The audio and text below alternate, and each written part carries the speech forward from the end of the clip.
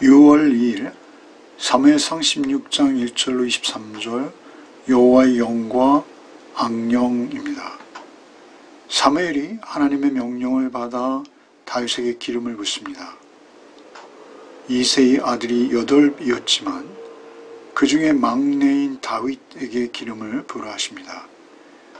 그것은 여호와께서 용모와 키를 보지 아니하시고 외모를 보지 아니하시고 중심을 보신다 하시죠. 중심, 그것은 하나님 앞의 태도와 그의 삶의 동기를 보시겠다라는 말씀입니다. 먼저 1절로 5절 말씀, 사무엘이 베들레헴에 방문하는 모습을 읽겠습니다. 여호와께서 사무엘에게 이르시되 내가 이미 사울을 버려 이스라엘 왕이 되지 못하게 하였거늘 내가 그를 위하여 언제까지 슬퍼하겠느냐. 너는 뿔에 기름을 채워가지고 가라. 내가 너를 베들레헴 사람 이새에게로 보내리니 이는 내가 그의 아들 중에서 한 왕을 보았느니라 하시는지라. 사무엘이 이르되 내가 어찌 갈 수 있으리까. 사울이 들으면 나를 죽이리이다 하니 여호와께서 이르시되 너는 암송아지를 끌고 가서 말하기를 내가 여호와께 제사를 드리러 왔다 하고 이새를 제사에 청하라. 내가 네게 행할 일을 가리키리니 내가 네게 알게 하는 자에게 나를 위하여 기름을 부을지니라. 사무엘이 여호와의 말씀대로 행하여 베들레헴에 이르매 성읍 장로들이 떨며 그를 영접하여 이르되 평강을 위하여 오시나이까. 이르되 평강을 위함이니라. 내가 여호와께 제사하러 왔으니 스스로 성결하게 하고 와서 나와 함께 제사하자 하고 이새와 그의 아들들을 성결하게 하고 제사에 청하니라. 이제 여호와께서 사무엘을 다시 찾아오시죠. 그리고 말씀하십니다. 내가 벌써 사울을 버린 지 오래되었는데 너는 언제까지 그를 슬퍼하고만 있겠느냐. 너는 뿔에 기름을 채워 베들레헴으로 가서 이새의 아들 중에 한 명에게 기름을 부으라 하시는 것이죠. 특별히 베들레헴 사람 이새 그 아들 중에 한 왕을 보았느니라. 1절에 이렇게 말씀하시죠. 한 왕을 보았다 이렇게 말씀하세요. 무엇을 보신 걸까요? 중심을 보신 것입니다. 키와 용모가 아니라 한 양치기 소년의 마음을 보신 것입니다. 한 왕을 보았느니라. 전능하신 하나님께서는 그들 모두의 마음을 속속들이 보고 계신 것이죠. 그래서 한 왕을 보았다라는 것은 그에게 왕이 될 수 있는 자질과 능력 뿐만 아니라 그의 품성을 내가 보았다. 하나님께서 보았다라는 것은 무엇을 의미합니까? 그를 왕으로 세우겠다. 아니 세웠다. 이런 말씀이시죠. 한 왕을 보았느니라 하시느니라. 사무엘이 이르되 내가 어찌 갈 수 있으리까. 사울이 들으면 나를 죽이리라. 아무리 그래도 사울은 현재 한 나라를 다스리고 있는 왕입니다. 왕이 두 눈을 뜨고 살아있는데 또 다른 왕을 세운다라는 것은 반역이요 역적인 것이죠. 그래서 사무엘이라 할지라도 그것은 생명의 위협을 무릅쓰는 일이었습니다. 사실 사무엘이 생명이 아까워서라기보다는 그 일로 인해서 사무엘 자신도 문제가 생길 뿐만 아니라 그 왕으로 기름 부어 세움받은 자에게도 큰 위험이 되기에 이렇게 여호와께 말씀드리는 것이라고 생각되어집니다. 그러자 여호와께서 너는 암송아지를 끌고 와서 말하기를 내가 여호와께 제사 드리러 왔다라고 표면적으로 그렇게 말하라는 것입니다. 제사 드리러 왔다라고 하면서 왕될 자에게 기름을 붓는 것이 누구를 속이는 것이 아니죠. 그저 왕될 자에게 기름을 붓는 것은 그것은 오히려 공개적인 행사가 아닙니다. 뿐만 아니라 당시 사무엘은 제사를 집례할 수 있는 제사장이기도 한 것이죠. 특별히 암송아지를 끌고 가라 하시는 것은 암송아지는 화목제의 제물입니다. 그러니 어느 성읍이든 필요하다라고 여겨지면 사무엘은 그 성읍을 찾아 화목제사를 드리는 일들을 해왔다라는 것이죠. 특별히 순회하면서 그 일들을 해왔던 사무엘로서는 극히 자연스러운 일이다라는 것입니다. 내가 여호와께 제사 드리러 왔다 이렇게 말하도록 하나님께서 지혜로운 처신을 그에게 넣어주시는 것이죠.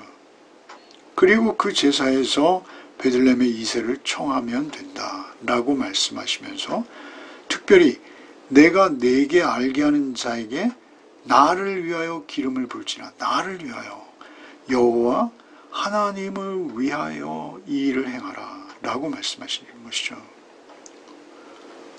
하나님께서 하나님의 방법으로 하나님의 나라를 세우시겠다라고 공표하시는 것입니다. 그리고 그 나라의 지도자를 내 마음에 합한 자로 삼으시겠다라고 하시고 그것을 위해서 곧 네가 하는 일은 나를 위한 일이다 라고 말씀하시는 것이죠. 그렇게 화목제를 드리러 왔다라고 해도 왕을 새롭게 기름 부어 세우는 일, 그것은 굉장한 모험이요 위험한 일입니다.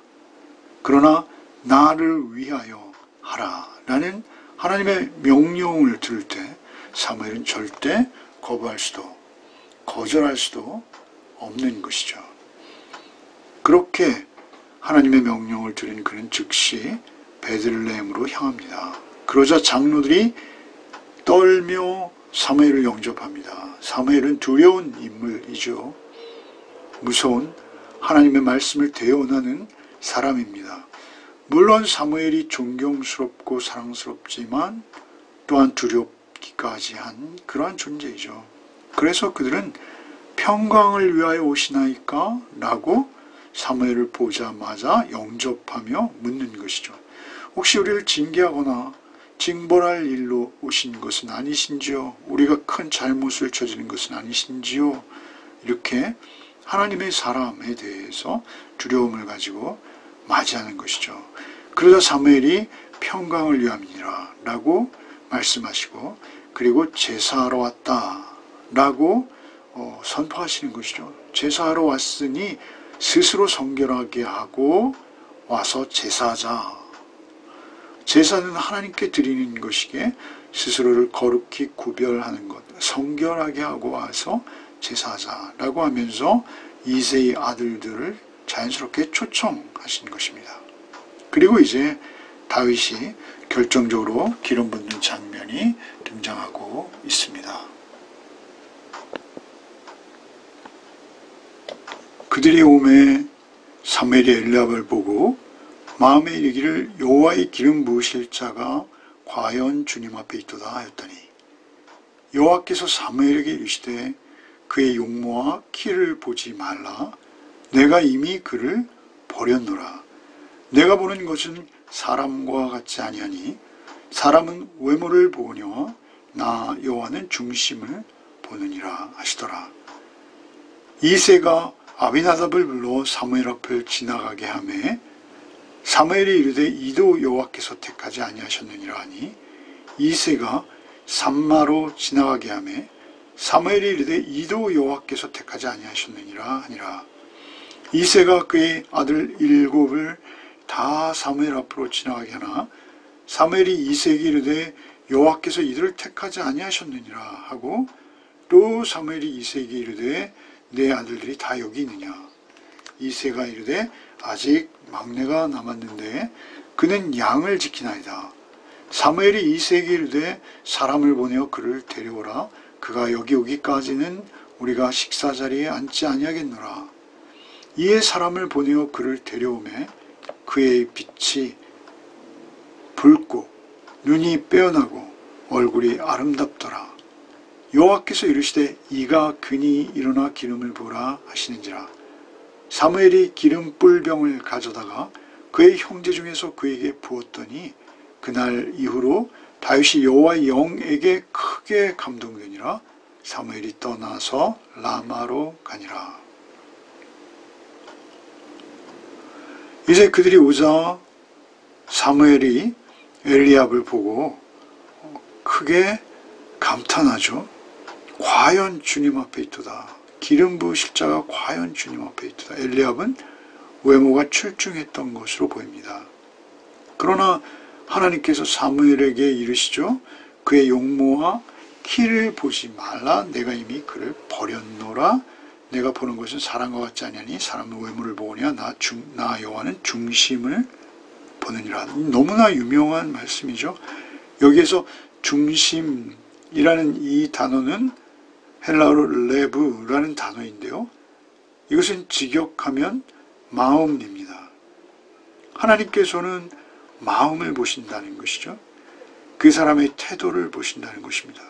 하나님을 어떻게 인식하고 있는지, 하나님께 대하여 어떠한 마음을 지니고 있는지. 사실 우리 모든 삶은 행위도 문제이지만 행위보다 더 중요한 것은 동기입니다. 동기가 하나님으로 인한 것인가? 동기가 그가 하는 모든 언행의 중심에 하나님이 계신가? 그것을 하나님은 보신다라는 것이죠. 사실 우리 사람은 외모와 키를 볼 수밖에 없습니다. 그의 배경, 그의 학력, 그의 외모, 이런 것들이 우리가 평가할 수 있는 모든 기준이죠. 그러나 우리의 중심, 우리의 마음을 아시는 하나님, 우리의 머리카락까지 세심받으신 하나님께서는 이제 그러한 용모와 키가 그 사람을 보는 중심이 아니요, 그 사람을 보는 중심은 마음이라는 것이죠. 마음을 보신다라는 것이죠. 그러자 이제 그 아들 7형제가 모두 다 사무엘 앞을 지났는데 모두가 다 하나님께서 이미 택하지 않은 자들이었다는 것이죠. 그러자 사무엘이 이새에게 이르죠. 이게 다냐? 그래서 막내를 데려오게 되는데 그는 양을 치고 있었어요. 빈들에서. 즉 그 집에서 우리가 잘 알고 있듯이 다윗은 내놓은 아이, 있으나 만한 아이, 그 정도 수준이었다라는 것이죠. 그리고 오히려 그 집안에서 가장 험한 일, 오히려 그 집안에 머물 수도 없는 그러한 일을 하고 있었다라는 것입니다. 양들의 배설물과 함께 양을 지키는 자로, 섬기는 자로 그는 있었다라는 것이죠. 그를 데려오자 그의 빛이 붉고 눈이 빼어나고 얼굴이 아름답더라. 그런데 그가 그 용모가 그렇게 뒤지지 않았다는 것을 우리가 알 수 있습니다. 얼굴이 아름답더라 라는 것은 준수하다는 것입니다. 여호와께서 이르시되 이가 그니 일어나 기름을 부으라. 이가 그니, 내가 중심을 보았다. 내가 한 왕을 보았다. 1절에서 내가 한 왕을 보았다 했던 그 왕이 바로 이 사람이다 라고 말씀하시는 것이죠. 사무엘이 아마도 다윗을 보고 반응하지 않았던 것 같습니다. 그래서 하나님께서 이가 그다 라고 말씀하시고 일어나 기름을 부으라 라고 명령하시는 것이죠. 사무엘이 기름불병을 가져가 그의 형제 중에서 그 막내 다윗에게 부었습니다. 그러자 다윗이 여호와의 영에 크게 감동되었다라고 하시죠. 하나님께서 쓰시는 사람은 하나님의 영으로 그를 찾아오시죠. 그리고 하나님의 영의 통제와 지배 아래 하나님의 영과 동행하며 하나님의 영을 따라 살아갈 수 있도록 하나님께서 은혜를 베푸시는 것이죠. 기름을 부으자 여호와의 영에 그가 크게 감동된 자로 서게 되는 것입니다. 이제 14절로 23절을 읽겠습니다. 여호와 영이 사울에게서 떠나고 여호와께서 부르시는 악령이 그를 번뇌하게 하니라. 사울의 신하들이 그에게 이르되 보소서 하나님께서 부르시는 악령이 왕을 번뇌하게 하온즉 원하건대 우리 주께서는 당신 앞에서 모시는 신하들에게 명령하여 수금을 잘 타는 사람을 구하게 하소서. 하나님께서 부르시는 악령이 왕에게 이를 때에 그가 손으로 타면 왕이 나으시리이다 하는지라. 사울이 신하에게 이르되 나를 위하여 잘 타는 사람을 구하여 내게로 데려오라 하니 소년 중 한 사람이 대답하여 이르되 내가 베들레헴 사람 이새의 아들을 본즉 수금을 탈 줄 알고 용기와 무용과 구변이 있는 준수한 자라. 여호와께서 그와 함께 계시도이다 하더라. 사울이 이에 전령들을 이새에게 보내어 이르되 양치는 내 아들 다윗을 내게로 보내라 하매 이새가 떡과 한 가죽 부대의 포도주와 염소 새끼를 나귀에 싣고 그의 아들 다윗을 시켜 사울에게 보내니 다윗이 사울에게 이르러 그 앞에 모셔 섬에 사울이 그를 크게 사랑하여 자기의 무기를 드는 자로 삼고 또 사울이 이새에게 사람을 보내어 이르되 원하건대 다윗을 내 앞에 모셔 서게 하라. 그가 내게 은총을 얻었느니라 하니라. 하나님께서 부르시는 악령이 사울에게 이를 때 다윗이 수금을 들고 와서 손으로 탄즉 사울이 상쾌하여 낫고 악령이 그에게서 떠나더라. 이제 다윗이 하나님께 기름 부음을 받고 그리고 여호와 영이 크게 감동된 그때 반대로 14절에 여호와의 영은 사울에게서 떠나시는 것이죠. 여호와께서 부르시는 악령이 오히려 사울을 번뇌하게 했다. 번뇌한다는 두렵게 하고 놀라게 하고 이런 의미입니다. 그러니까 늘 사울이 왕으로서 담대하고 리더십을 가지고 백성들 앞에서 그렇게 앞장서야 하는데 그가 두려움과 놀라움에 빠져버린 것이죠. 이 이유는 여호와께서 부르시는 악령이 그를 번뇌하게 했다라는 것입니다.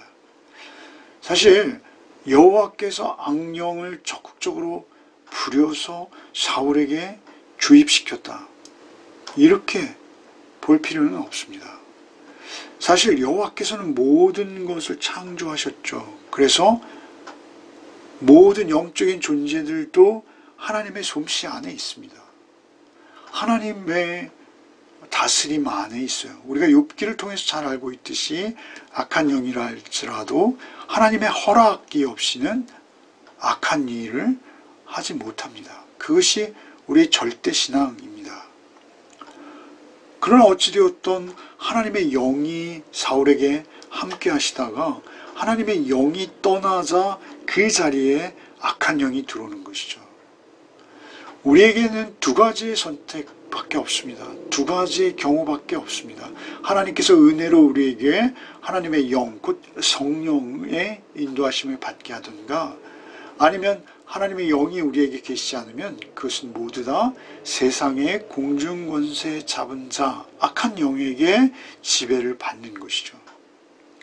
주변 국가들의 그 많은 열강 속에서 사울이 번뇌하는 것 당연합니다. 여호와의 영이 사울에게서 떠나자 사울이 번뇌하는 자로 즉시 바뀐 것이죠. 그것이 어느 정도였는지 사울의 신하들도 금방 알 수 있을 정도였다는 것이죠. 이제 사울이 왕으로서의 지위를 잃어가기 시작하는 것입니다. 15절에 사울의 신하들이 그에게 이르되 보소서 하나님께서 부르시는 악령이 왕을 번뇌하게 하온즉 신하들의 입에서 신하들의 입술을 통해서 하나님께서 부르시는 악령이 왕을 번뇌하게 하고 있습니다 라고 진단하고 있다는 것이죠. 이것은 참으로 심각한 문제가 아닐 수 없습니다. 그러면서 왕의 신하들이 건의를 하는 것이죠. 수금을 잘 타는 사람을 구해서 악령이 왕에 이를 때 수금을 타게 해서 왕을 치유할 수 있는 그런 방법을 써봅시다.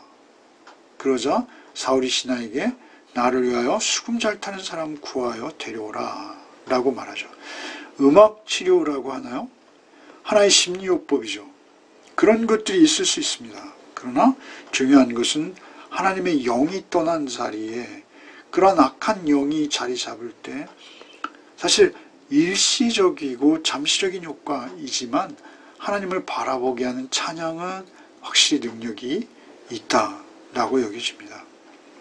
분명한 것은 그러나 하나님의 영으로 그가 충만하지 않으면 그것은 일시적인 거예요. 잠깐인 거예요. 그것이 효력이 있지도 않을 뿐더러 그의 영을 하나님 안에 하나님의 임재 안에 머물도록 해줄 수 없다라는 것입니다. 오직 성령께서만 하실 수 있는 것이죠. 18절에 소년 중 한 사람이 대답하려되 내가 베들레헴 사람 이새의 아들을 본즉 수금을 탈 줄 알고 용기와 무용과 구변이 있는 준수한 자라 여호와께서 그와 함께 계시도이다. 수금을 잘 탈 뿐만 아니라 용기가 있다는 것이죠. 곰이나 사자가 와도 물러서지 않는 용기가 있는 것이죠.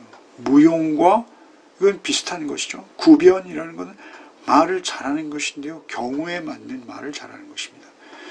다윗은 시인이기도 하죠. 그래서 구변이 있는 준수한 자는 용모가 반듯한 자라는 것이죠. 무엇보다 중요한 것은 여호와께서 그와 함께 계시도이다 라고 사울의 신하가 보고하고 있습니다. 여호와께서 그와 함께 하신다. 여호와의 영이 그에게 임한 것이 확실하죠. 13절에 사무엘이 기름 부을 때 여호와의 영에 그가 크게 감동되었죠. 그리고 이제 이후에는 그가 여호와의 영에 감동된 자라는 어떤 외적인 증거들이 이제 나타나게 되는 것이죠. 그래서 다윗의 소문이 이 사울의 신하들에게까지 알려진 것입니다. 그러자 사울이 전령을 보내서 이제 다윗을 보내는데 다윗의 아버지 이새죠. 보아스의 손자입니다. 이새는. 그 이새가 그 다윗을 보자 크게 사랑했다. 그래서 무기 드는 자로 삼았다. 무기 드는 자. 여러분 사실 악기, 수금 타는 자와 무기 드는 자는 전혀 다르죠. 무기 드는 자는 이것은 아주 최측근 부관, 요즘 말로 하면 부관입니다. 옆에서 장군의 대장의 일거수일투족을 보며 무기를 들고 따라다니는 왕의 수업을 받기에 가장 좋은 자리죠. 모세가 왕궁에 들어갔던 것과 같은 그러한 과정인 것 같습니다. 하나님께서는 어떻게 하던 다윗에게 이러한 기회를 허락하신 것이죠. 그래서 그가 왕의 최측근으로 무기 드는 자로 사울을 뒤따를 수 있게 하신 것이죠. 왕의 수업을 받는 것입니다. 무기 드는 자로 삼고 또 사울이 이새에게 사람을 보내 이르되 원하건대 다윗을 내 앞에 모셔서게 하라 내게 은총을 얻었느니라 라고 선언하죠. 하나님께서 부르신 악령이 사울에게 이를 때 다시 수금을 들고 와서 손으로 탄즉 사울이 상쾌하여 낫고 악령이 그에게서 떠나는 그런 놀라운 일들이 이제 있게 되는 것입니다. 오늘 우리가 이 교훈을 통해서 우리가 명심할 것은 하나님께서는 준수한 외모, 키와 신장을 보지 않으신다라는 것입니다. 오늘 이 시대는 철저히 외적 조건만을 인정하는 시대이죠. 그것은 오늘 이 시대만이 아니라 어느 시대를 막론하고 인간들은 그래왔습니다. 그러나 우리 하나님의 사람에게 있어서 특징은 무엇입니까? 성령, 곧 여호와의 신에 감동되어진 자가 여호와의 일을 할 수 있는 것입니다. 여호와의 신에 감동되어진 자가 구원받은 자입니다. 오늘 하루를 살아가실 때에도 오직 여호와의 신, 곧 성령의 충만한 은혜로 우리가 이 혼탁하고 어지러운 세상 속에서도 용기와 소망을 잃지 아니하고 언제나 모험이죠. 사울에게 지배받고 있는 나라에서 다윗에게 가서 기름 붓는 것은 모험입니다. 그러나 하나님의 일은 그렇게 늘 새로운, 그렇게 의로운 하나님의 의에 접근하는, 그리고 하나님의 사랑으로 섬길 수 있는 자를 찾아서 세우는 그 일에 헌신하도록 하신다라는 사실입니다. 오늘도 오직 주 안에서 내가 그러한 역할을 감당해 낼 각오로 하루를 살아내시는 복이 우리 열매 가족들에게 있기를 바랍니다. 기도하겠습니다. 주님, 감사합니다. 우리에게 오늘도 하나님의 말씀을 들려주심에 감사를 드립니다. 우리가 우리의 외모를 치장하는데 우리의 힘과 우리의 능력과 우리의 시간을 소비하는 자들이 되지 않게 하시고, 오직 우리의 중심을 보시는 여호와, 우리의 마음의 태도와 동기를 보시는 여호와, 하나님 앞에서 우리의 삶의 모든 동기가 오직 하나님으로 인한 것이 되게 하여 주시어서, 오직 우리의 삶 속에서도 하나님이 우리와 함께 하시는 외적인 증거들이 드러나는 복된 우리의 한날의 삶이 되게 하여 주옵소서. 예수 그리스도의 이름 받들어 기도하옵나이다. 아멘.